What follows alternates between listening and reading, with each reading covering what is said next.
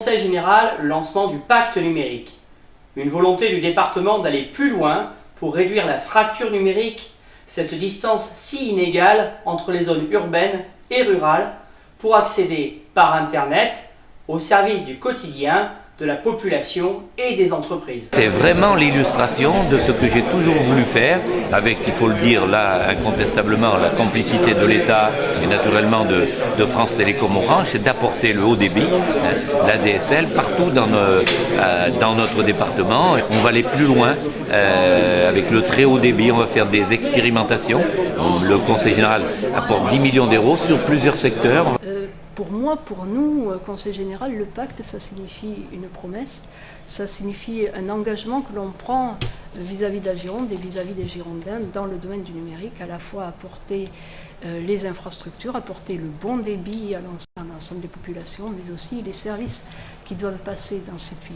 Donc nous avons, devant ce constat, en 2007, initié cette opération qui a permis d'amener sur... Aujourd'hui, on est à 2 mégabits pour l'ensemble des Girondins, 2 mégabits par seconde. Certains territoires résiduels qui sont difficilement accessibles sont couverts avec la technologie 9 armoires de plus qui permettront d'améliorer les débits pour 12 000 foyers girondins supplémentaires. Et puis, nous allons lancer 2 expérimentations de fibre à l'abonné. Nous mettons en place une expérimentation sur 10 collèges qui restent à définir, probablement sur le plan du volontariat d'ailleurs, cet espace numérique de travail. Maintenant que nous disposons d'une arrivée, d'une adduction très haut débit dans les collèges, c'était absolument indispensable d'avoir les tuyaux, nous allons pouvoir créer ces espaces numériques de travail qui vont permettre de faire que la communauté éducative, les parents, les élèves, mais aussi la collectivité que je représente, se retrouvent sur ces espaces collaboratifs, puissent échanger, etc. etc. Voilà, sur des crédits européens, mais comme vous le savez, c'est une partie des crédits européens dont l'État assure la gestion en Aquitaine. Nous allons être très présents dans la phase qui vient. Vous savez que le très haut débit est un facteur de compétitivité pour l'économie française, pour de nombreuses entreprises françaises. Il faut donc essayer de le généraliser dans les délais les plus rapides. Simplement, le très haut débit coûte cher. Au plan national, entre 25 et 35 milliards d'euros. Ici en Gironde, l'estimation qui nous a été donnée ce matin, 385 millions d'euros. Ces 2 estimations sont évidemment en phase. L'État a choisi, à l'intérieur du programme des investissements d'avenir, qui a été lancé par le président de la République il y a 2 ans, l'État a choisi de consacrer 900 millions d'euros à cette problématique du très haut débit, avec l'espérance que cette somme que l'État va mettre sur la table permettra d'entraîner les investissements des collectivités. Mettre sur la table permettra d'entraîner les investissements des collectivités territoriales. Nous savons que les opérateurs privés vont faire un gros effort, plus de 7 milliards d'euros en 10 ans, mais nous savons également que les opérateurs privés, ils sont libres de l'endroit où ils investissent. Et ils vont être tentés de choisir des endroits où c'est rentable d'équiper en très haut débit. Et nous voulons, avec les collectivités territoriales, lutter contre le risque de fracture numérique. Le souhait du président de la République, c'est qu'aucune parcelle du territoire français ne soit tenue à l'écart du numérique, d'où l'investissement financier de l'État, d'où les investissements financiers que nous appelons de nos voeux de la part des collectivités territoriales. Et puis pour faire tout ça, il faut une concertation.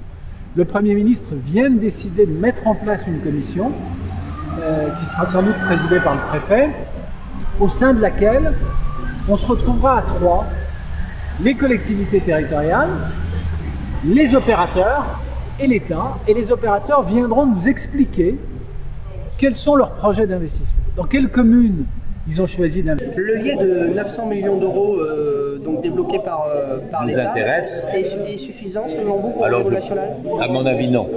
Mais bon, il ne faut pas faire la fine bouche. Et le Conseil général va naturellement candidater sur le projet que nous avons d'expérimentation. TC Micro. Oui, écoutez, je vous entends bien. Oui. Vous m'entendez bien? Bon, tout va bien. Moi aussi, c'est parfait. Vous pourriez me rappeler qui vous êtes, s'il vous plaît? Donc, je suis Pierre Simon, médecin néphrologue, président de l'Association nationale de télémédecine, qui regroupe des professionnels de santé qui pratiquent ou qui sont intéressés par les applications de la télémédecine. Alors, l'évolution des TIC et notamment du haut débit Internet est particulièrement importante pour vous.